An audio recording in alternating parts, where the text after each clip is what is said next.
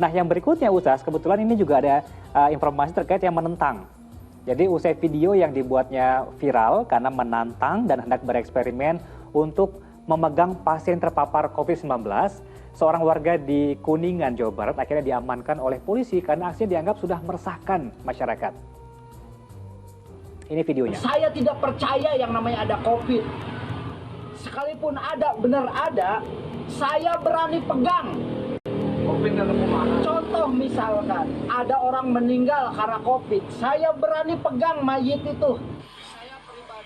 Nah, itu dia, hati-hati dalam melakukan atau memanfaatkan media sosial dalam memberikan pernyataan. Hal ini tentunya melanggar Undang-Undang ITE. Dengan lantang, pria tersebut menyatakan tidak percaya adanya COVID-19 dan menantang untuk melakukan eksperimen dalam memegang pasien ataupun jenazah yang sudah terpapar corona. Di video yang sudah viral itu pun, kemudian pria tersebut serta 4 muda lainnya tengah berbincang tanpa menerapkan protokol kesehatan, baik menggunakan masker ataupun menjaga jarak. Jadi ada banyak hal yang dilanggar.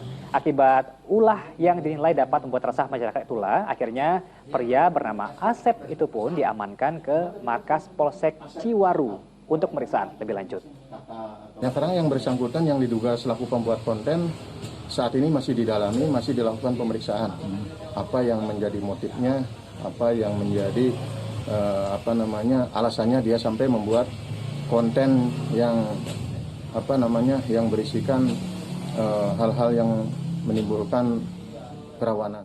Baru saja Ustaz Erik bahas tadi. Ustaz, tadi kan kita harus menyerahkan kepada ahlinya. Ini tidak percaya.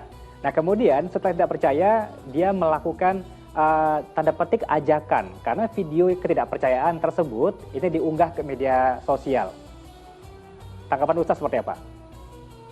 Ya, ini ya, saya prihatin sekali gitu ya. Artinya apa?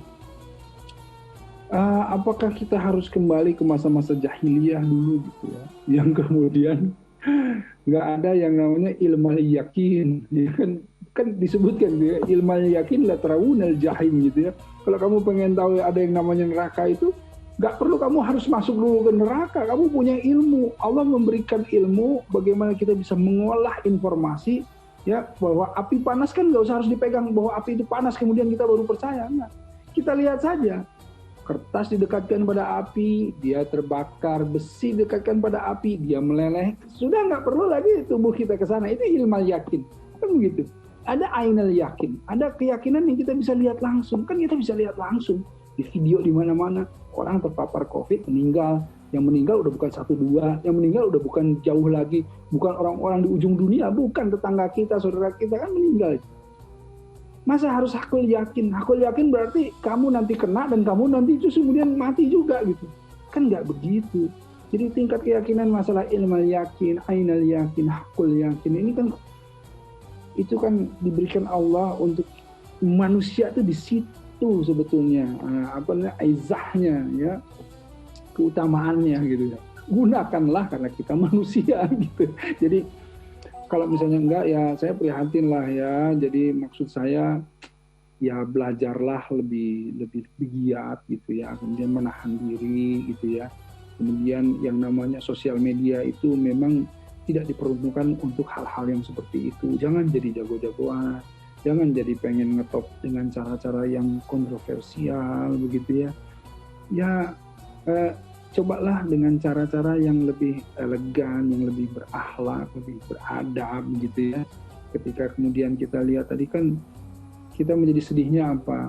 Boleh jadi orang tersebut ya memang masih sehat dan ketika kena virus pun dia tidak mempunyai penyakit bawaan dan lain-lain yang membuat dia menjadi parah. Tapi betapa sedihnya orang-orang yang sudah keluarganya, sanak saudaranya ditinggalkan atau meninggal karena COVID, coba bayangin. Kan pernyataan seperti itu menyedihkan gitu. Kamu ini gimana sih? Ayah saya, anak saya, keluarga saya meninggal dan lain-lain, sementara kamu bicara seperti itu, apa kamu nggak punya perasaan gitu? Kan itu yang jadi masalahnya gitu. Coba kalau orang yang dicintainya kemudian meninggal karena COVID, apa dia masih bicara seperti itu gitu? Nah itu yang jadi permasalahannya. Jadi manusia tuh, ayolah kembali jadi manusia. Jangan karena sosmed terus kemudian kemanusiaanmu hilang gitu. Jangan karena harta kemanusiaanmu hilang. Jangan karena segala sesuatu hal yang duniawi kemanusiaanmu hilang gitu. Jangan seperti itu gitu. Saya hanya prihatin sekali. Ayolah kembali jadi manusia lah. Gitu aja intinya. Patuh terhadap protokol kesehatan, kita juga harus punya empati begitu Ustaz ya.